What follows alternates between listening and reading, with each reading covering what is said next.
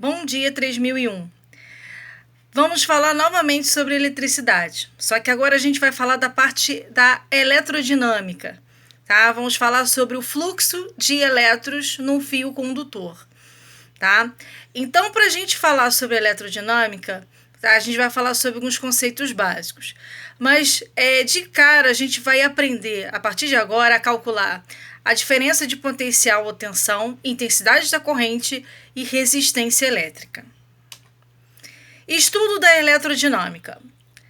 Vamos estudar o comportamento de cargas em movimento e suas interações com os corpos, como já havia falado anteriormente, o fluxo de elétrons, as cargas em movimento. O ramo do estudo da eletrodinâmica da eletricidade, que aborda as cargas elétricas em movimento, é chamado de eletrodinâmica. O estudo da eletrodinâmica, precisamos conhecer alguns conceitos muito comuns nas situações em que envolve cargas em movimento, como circuito elétrico, corrente elétrica, geradores elétricos, diferença de potencial ou tensão ou DDP, resistência elétrica e potência elétrica. A última nós veremos no próximo vídeo. Bom, primeiro, o que é corrente elétrica? É um fluxo de elétrons através de um condutor, como já havia falado. Só que quando a gente fala de corrente elétrica, nós falamos de circuito elétrico, tá? Então, para que um dispositivo funcione, tá? Por exemplo, uma lâmpada ou qualquer aparelho doméstico, tá? Ela faz parte do circuito elétrico, tá? Então, quais são os seguintes elementos básicos de um circuito elétrico? A fonte de energia, aquela que vai fornecer os elétricos, tá? Quem vai fornecer os elétrons? Geralmente é a tomada, tá? Mas nós sabemos que a eletricidade, ela é gerada pelas usinas hidrelétricas, tá? Os fios para conduzir os elétrons da fonte através do aparelho, é o famoso fio condutor, né? O aparelho elétrico, que funciona graças à corrente elétrica que trafega no circuito, ou seja, né, a fonte fornece os elétrons que vão circular nos fios, chegando no aparelho. E no aparelho, ele vai transformar essa energia, que a gente chama esse aparelho de gerador, tá? Vai transformar essa energia em energia elétrica em outra forma de energia. Então, temos o ferroelétrico, que é energia térmica, a lâmpada, energia luminosa, o liquidificador, energia de movimento, pode ser energia cinética. Quando a gente liga o rádio, tá? É o som, né? As ondas sonoras. E por último, né, o interruptor. O interruptor, tá? É aquele que vai ligar e desligar o circuito elétrico. É o famoso botão que nós temos lá no aparelho, tá? Então, e temos que entender, para que um circuito elétrico ele funcione, ele tem que estar fechado. Circuito elétrico aberto, não ocorre fluxo de elétrons. Bom, medindo a corrente elétrica, tá? Como é que a gente faz para medir a corrente elétrica? Primeiro, a gente tem que ter o conceito de corrente elétrica, né? O que é a intensidade da corrente?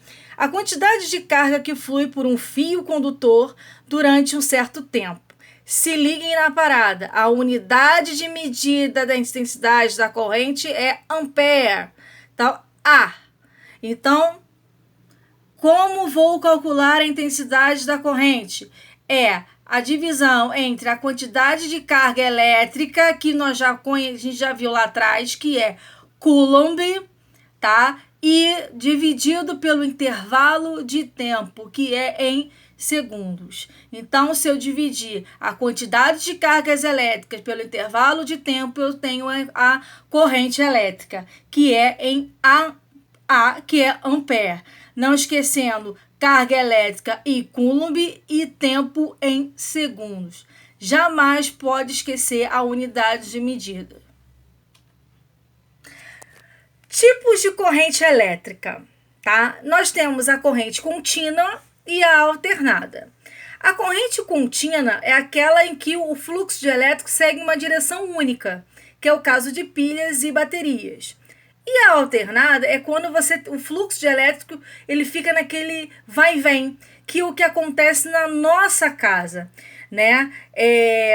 Até coloquei que é o tipo de corrente utilizada pelos grandes geradores das usinas de eletricidade. Então, o tipo de corrente elétrica que nós temos na nossa casa, ela é alternada. E quando a gente coloca no caso, tá? Quando a gente coloca pilha em algum dispositivo, a corrente que está sendo gerada ali, ela é contínua. Tensão. Tensão é a diferença de potencial entre dois pontos de um circuito. A tensão é medida em volts, não pode esquecer a unidade de medida, tá? O voltímetro é o aparelho que mede a tensão. O que é tensão para a gente entender? A tensão, para que um aparelho funcione, ou seja, que as cargas elétricas comecem, tá, a circular pelo fio condutor, tem que ter uma diferença de potencial, ou DDP, ou seja, quando a gente fala diferença de dois pontos, eu estou falando que um ponto tem que ser positivo e outro negativo, ou seja, pontos de cargas de sinais contrários, que aí quando eu ligo a um fio, né, condutor, há o fluxo de elétrons ali, tá? Então, é isso que vocês têm que entender de tensão. Cada aparelho, tá, tem a sua tensão. Por exemplo, a pilha, ela é 1,5 volts. A tensão da nossa casa geralmente é 127 volts. Tá? Em alguns aparelhos também são 127, outros é 220. Dependendo, aí depende do local. Sendo que, para usar a tensão, gente, preste atenção quando vocês forem ligar o aparelho. Tá? Se a tensão da sua casa é 120, tá? E o aparelho for 200, ele não funciona. Agora, se a tensão da sua casa for ao contrário, ou seja, 220 e o aparelho 127, tá? Corrigindo aí, 127 volts, então seu aparelho vai queimar. Então a gente tem que se ligar muito na tensão, tá? Quando a gente em relação ao uso do aparelho. Bom, e aí nós temos a resistência. O que é resistência? É a dificuldade que o fio condutor oferece à passagem dos elétrons. A unidade de medida da resistência é ohms, tá? É a letra grega ômega, tá? Então, tudo aquilo que vai dificultar a passagem da corrente, né, dos elétrons, melhor dizendo, nós chamamos de resistência. E aí, nós temos alguns fatores que determinam a resistência elétrica de um condutor. Que fatores são esses? Quando a gente fala de área de secção transversal, eu estou falando da espessura do fio, tá?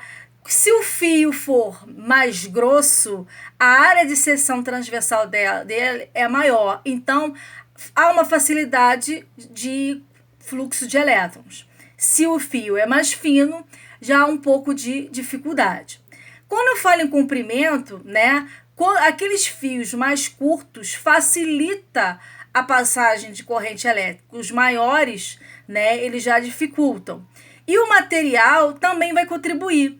Por exemplo, todo o material do fio condutor ele tem que ser de metal, tá? Porque nós sabemos que os metais são bons condutores de eletricidade, tá? Então, o que acontece aqui? Se eu tenho um fio de cobre e um fio de níquel cromo, o que vai acontecer?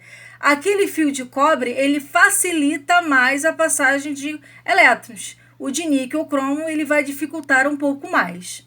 Deu para entender? Então, quando a gente fala de resistência, nós temos 3 fatores aí, que é a área de seção transversal, comprimento e o material que contribui. Bom, lei de Ohms. Para calcular a lei de Ohms, tá? Nós temos a resistência, tensão e intensidade da corrente.